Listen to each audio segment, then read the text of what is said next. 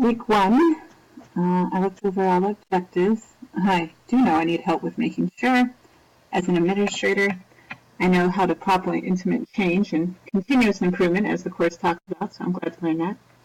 I have worked at sites that become static, and then state takeover happens. And there were daily meetings at the school where that happened. It was a bit overwhelming, but the school jumped 100 points for its school. That was unheard of before, so change takes time. But if it's properly planned, implementing change is well worth it.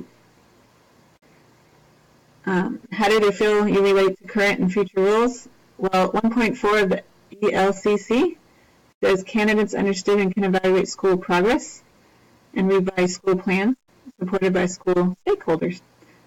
Well, my current principal says when I become a principal, it's important to be able to use data to evaluate the school and to be able to make a difference.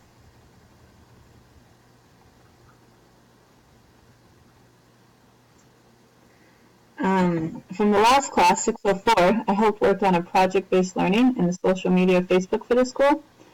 I also did a very long and technology-heavy presentation for the CP number 3 with community members for ED 604, and they loved it. They put it online, so that was great to have all that technology pieces to evaluate the school.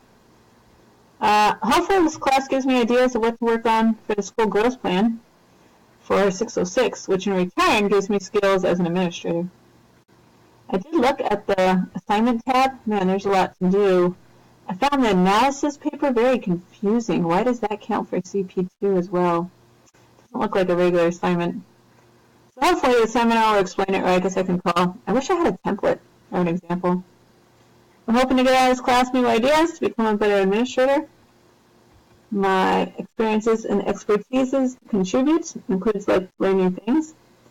I'm a very determined individual. I like resilience. I like working as a teacher right now, but I am a single special needs mom for a very handicapped boy. So thankfully my school gives me a lot of flexibility because I am determined to graduate from Brandman.